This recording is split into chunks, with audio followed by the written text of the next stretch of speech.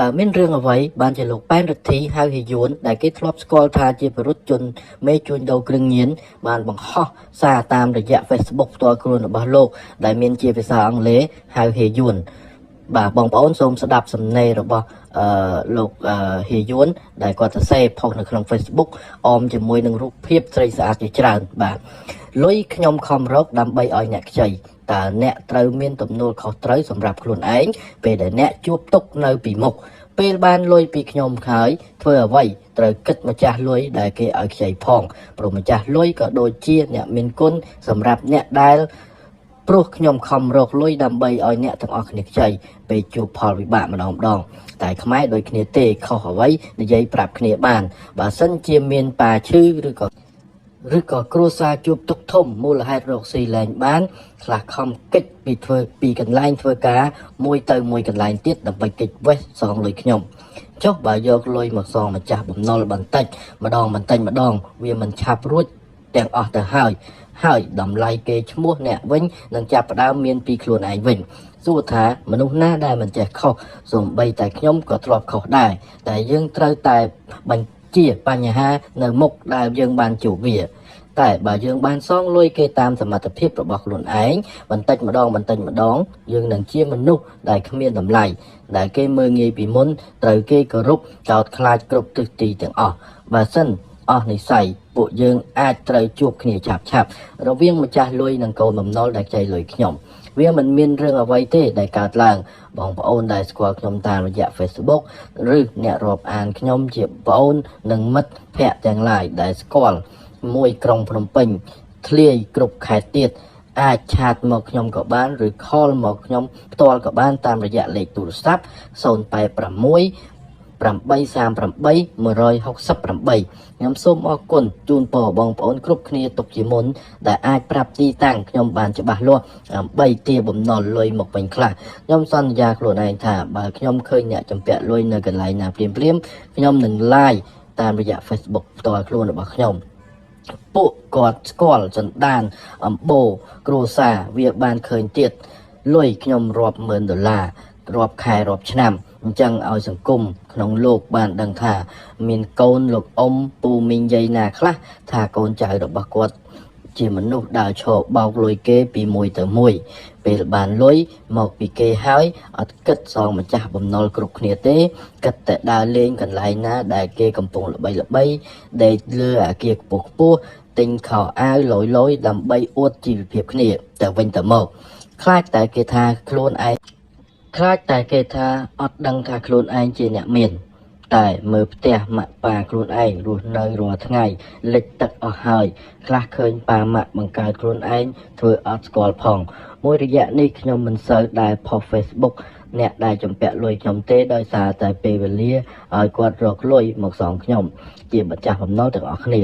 មិនតិចឬច្រើនទេមកពីខ្ញុំមិនបានផុស Facebookតែបើសិនជាអ្នកណាបានឃើញចូលឆាតមើលតាមបន្តខ្ញុំទៀតជីវិតអ្នកស្មើនឹង0តែបើអ្នកសងលុយមកខ្ញុំគិតថាចរិតតែបើអ្នកសងលុយមកខ្ញុំមិនថាតិចឬច្រើនជីវិតអ្នកនឹងឆ្លងកើនទាំងក្រុមគ្រួសារពេលដែលអ្នកចេះមានទំនួលខុសត្រូវបាទបងប្អូនប្រិយមិត្តទស្សនិកជនសូមស្ដាប់ការសម្ភាសន៍ផ្ទាល់ជាមួយនឹងលោកប៉ែនរិទ្ធីហៅហ៊ីយួនយ៉ាងបាទអញ្ចឹងបងដាច់ចិត្តបង្ហោះដើម្បីគេមកដោះស្រាយឬក៏មិនបងផងហ្នឹងដើម្បីឲ្យគេមកដំណោះស្រាយមិនឆាប់តែត្រង់គេព្យាយាមទេគេហ្នឹងជាច្រើនខែនិយាយទៅជាច្រើនខែបងតែមិនពីថ្ងៃទេ6ខែហើយយ៉ាងឆាប់ទៅដាក់ឲ្យបើថាឆាប់មិនថាគាត់ដាក់ទៅយ៉ាងចុះកំចៃច្រើនជាងគេប្រហែលអ្នកដែលចម្ពាក់បងច្រើនជាងតែកម្រិតបងមានច្រើន2000 3000 4000 5000អូច្រើន23000មានអូហើយឥឡូវសំខាន់ឥឡូវគឺបងដឹងថាអត់សមបងបានអត់ផុសអញ្ចឹងហើយបងមាននេះបងមានខ្លាចពួកគាត់ប្តឹងបងវិញអត់ខ្លាចទេបងដោយសារខ្ញុំមានឯកសារត្រឹមត្រូវហើយក៏មិនថាតែផ្សេងខ្ញុំមានវីដេអូតែឯកសាររបស់ផ្សេងខ្ញុំហ្នឹងមានឈ្មោះគាត់មានអីចឹងណាតែបងខ្លាចគាត់បាទខ្ញុំជាបើសិនជាខ្ញុំខុសគេវិញហើយมันមានใครហៅដែរថាมันមានភាពពាក់ព័ន្ធគ្នាណាបើយើងខុសគេអាចប្តឹងខ្ញុំបានបងដោយសារយើងអត់មានសាច់ការតែយើងតែខុសគេតែបងអាចដែរបងសួរខ្ញុំបងអាចដែរស្អីបាទសិតយើងអត់អាចទៅផុសគេដែរសូម្បីតែជាម៉ែគេក៏មានដែរបាទដល់បង អូយើងដល់កមកចឹងមិនហ៊ានផុសរូបគេដើម្បីឲ្យពួកម្ចាស់រូបហ្នឹងគេបានមើលឃើញតែម្ដងណាបានបងបានមិនមែនបងប្អូនហ្នឹងគាត់ដើម្បីពីចំណាប់អារម្មណ៍យូរកន្លែងអត់ទេដើម្បីឲ្យគាត់រកដំណោះស្រាយមកសងខ្ញុំទីជាច្រើនរបស់យើងខ្មែរដូចគ្នាបងយើងនិយាយទៅតែយើងសងឯងប៉ុណ្ណេះសងឯងប៉ុណ្ណេះអូខេយើងទទួលយកបានតែនេះអត់មានទេបងគិតវាឲ្យគិតថាឈីណាលេងចូលក្លឹបបងយ៉ាងអូមានអ្នកហាយសូនេះយកលុយបងទៅហាយសូចូលក្លឹបយកទៀតអូឆ្លងបងគេថាជួបនៅក្លឹបឲ្យគាត់នៅក្លឹបមានឲ្យណាឲ្យនេះមិនឃើញគាត់ទេគាត់ចាប់បញ្ហាគាត់ចាំតែចេញមកក្រៅមកវិញមកចឹងណាចេញមកក្រៅមកខ្ញុំគិតថានឹងទៀតបងមានប្រើហិង្សាប្រើអីខុសច្បាប់ទៀតណាអត់ទេអត់ទេបងខ្ញុំយល់សង្គមនេះបងខ្ញុំដែរចាក់ឯងសង្គមនេះខ្ញុំកែប្រែតាមនេះខ្ញុំខិលខូចលូនខ្ញុំកាច់ជំនឿតាមតែខ្ញុំអត់ទៅជំនួយមកបុគ្គលណាទេគាត់ថាខ្ញុំទៅតាមនេះទេគាត់ចាប់ដាក់ខ្ញុំសួរគាត់សងខ្ញុំយល់គាត់តែបើគាត់មិនសងខ្ញុំខ្ញុំគិតតាមច្បាប់បាទតែបើគាត់អត់ឲ្យគាត់ថាច្បាប់គាត់ទៅនេះខ្វះគេគាត់ថាអញខកហើយផងគាត់មិនចិត្តចឹងហើយតែខ្ញុំនៅមកផ្សេងគេគ្រប់គ្នាអូចឹងហើយបានជាមូលហេតុតែបងបានផុសចឹងណាបានបងបានតើបងស្អាតទៅនឹងបន្ថែមអីទៀតបងមានអីបន្ថែមទៀតចង់និយាយថាបើសិនជាបងជាម្ចាស់លុយពេលដែលគេ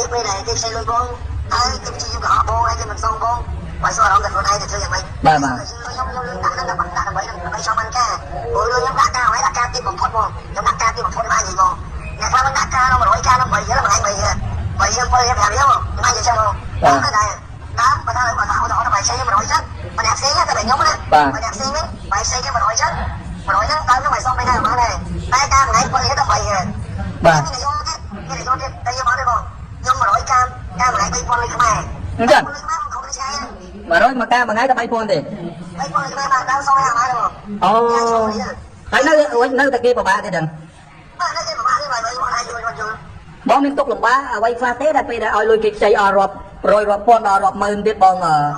ហើយបងមានទុកលំបាកអីខ្លះទេខ្ញុំក៏មានអារម្មណ៍ថាបើគាត់យកលុយអ្នកក្រោយល្អជាងខ្ញុំការថោកជាងខ្ញុំហើយគាត់យកលុយគេចោះដើម្បីដំណោះស្រាយបញ្ហាគ្រួសារគាត់ដូចយកលុយទៅដោះស្រាយអ្វីផ្សេងទៀតគាត់យកចោះបាទ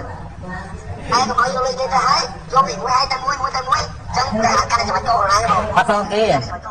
បើន័យថាខ្លាចគាត់អត់សងគេបន្តទៀតណាបាទហើយបងមានគេពេលណាគេចាត់តែគាត់ក៏ទៅគាត់ទៅបងសងគេបងសងទៅខ្ញុំកន្លែងខ្ញុំមកទីនេះគាត់ផ្លែចុះហើយជាប់ជុំរណៃអូគេផងគាត់ថាលោកចង់កងតែហើយទៅលោកថាគេងទៅ